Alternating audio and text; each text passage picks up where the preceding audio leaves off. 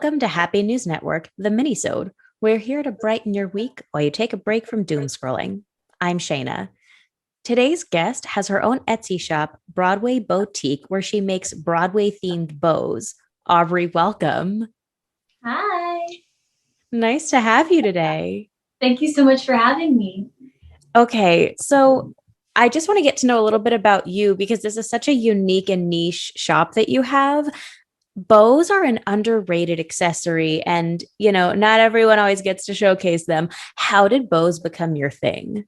I always wore bows when I was a kid. I mean, I'm still a kid, but when I was younger, I always wore bows and I had a bow for every outfit, and it kind of became my thing in elementary school.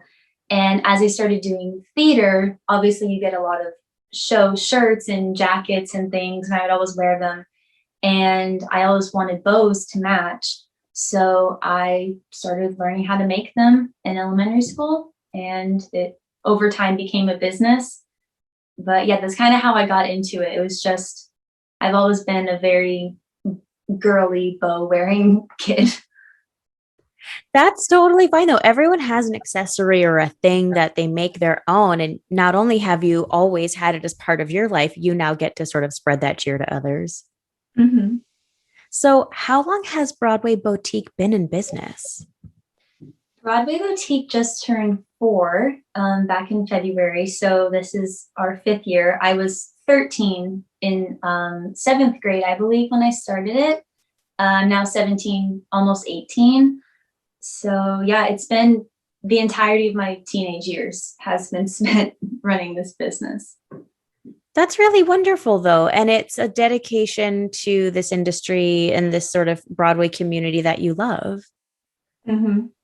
So, your collections do range, though, from Broadway shows to winter holidays, and you have a little feminist collection.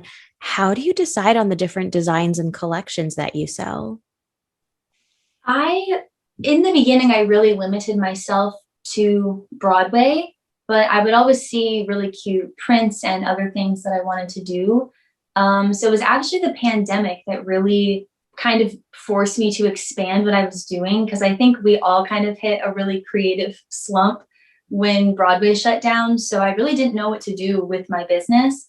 So I kind of started branching out and doing other things. Obviously, I did some winter themed bows. And then one of my favorite things about my business is my team of young girls that I have.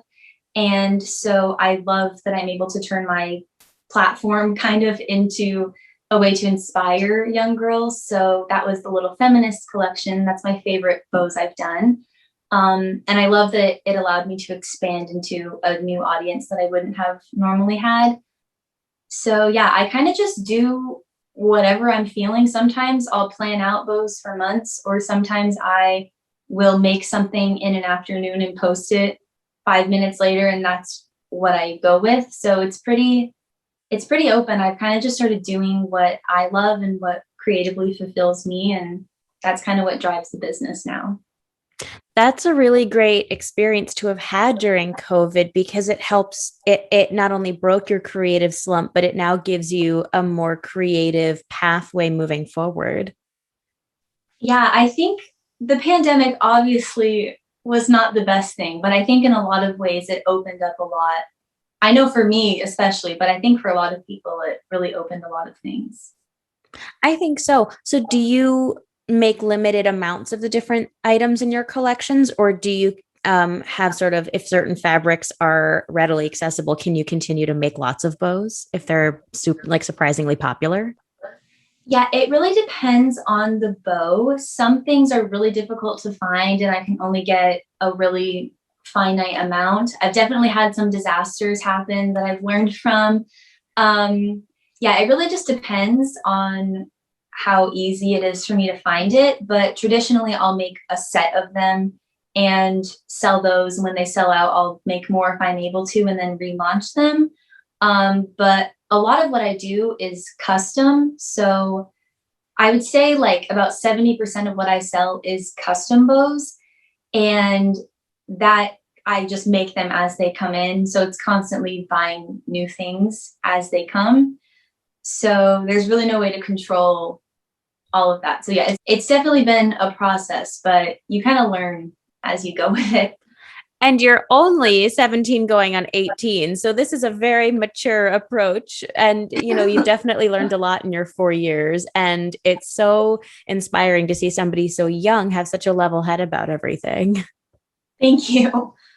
So I wanted to talk about the different application aspect of Broadway Boutique because your websites and accounts, they do feature real people, real little girls wearing your different bows. Who can apply and how do they apply? And what is that whole experience like for them?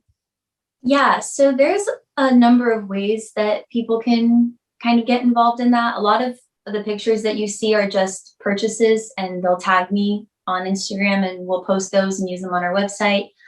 We also have a brand rep program. I've been doing that since I started, but it's really grown.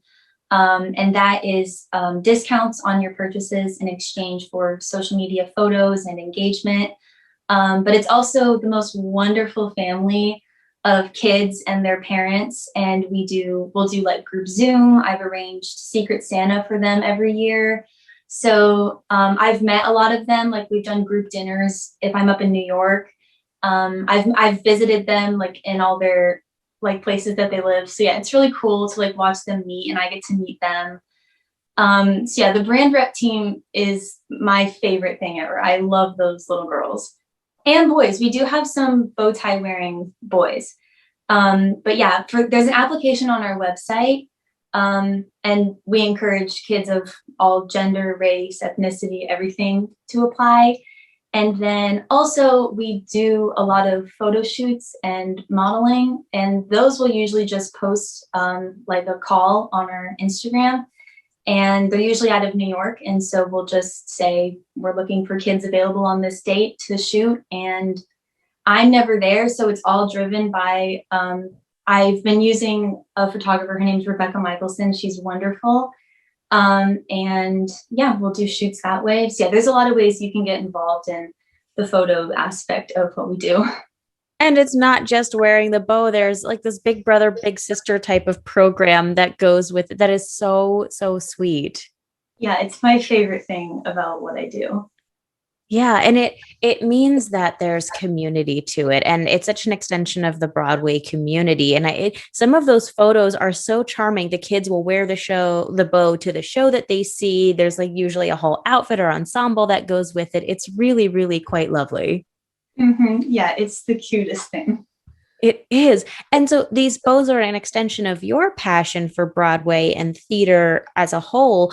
What was your first Broadway show? And what are some shows you're hoping to see when Broadway reopens and you get to go back to New York?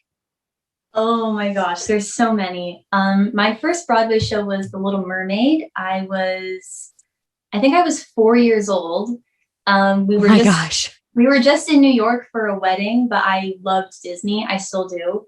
And so we went to see The Little Mermaid, and I still have very vivid memories of it, despite being so young. Shows I want to see when I go back to New York. I'm still dying to see Jagged Little Pill. I've yet to see it. I was supposed to see it actually on the matinee before the Tonys last year. I had tickets, and it obviously did not work out. That's heartbreaking. It was very heartbreaking. So yeah, I still want to see that. I'm really excited to see Mrs. Doubtfire. I haven't seen Hadestown yet either. I want to see that really bad. Six, I'm very excited to see that as well. There's so many. It's gonna This be season especially had so many exciting new shows, especially in the musical department. It was so sad not being able to see a lot of them. Oh my so gosh. Well, we have a bit in common. My first show was Beauty and the Beast, also Disney, but I have zero recollection of it because I was 2 or 3, and there's not a whole lot of memory left from that era. And so, do you have any plans for the Broadway Boutique for future collections that aren't so Broadway themed while we remain fans of Broadway past? I have been trying so hard to think of what am I going to do when Broadway reopens, especially because that's going to be such a big deal. and I'm stuck, honestly. So if anyone has ideas, reach out to me. Um, Yeah. yeah, it's kind of like just a day by day. I'll randomly get an idea, and that's probably what I'll end up doing when Broadway comes back. Sometimes doing the day to day is the best you can do when there is so much happening outside of what you can really follow. Absolutely. Oh my gosh. Well, Aubrey, thank you so much for being here today. Thank you so much for having me. So nice to meet you. And from all of us here at Happy News Network, I'm Shayna. Have a happy day.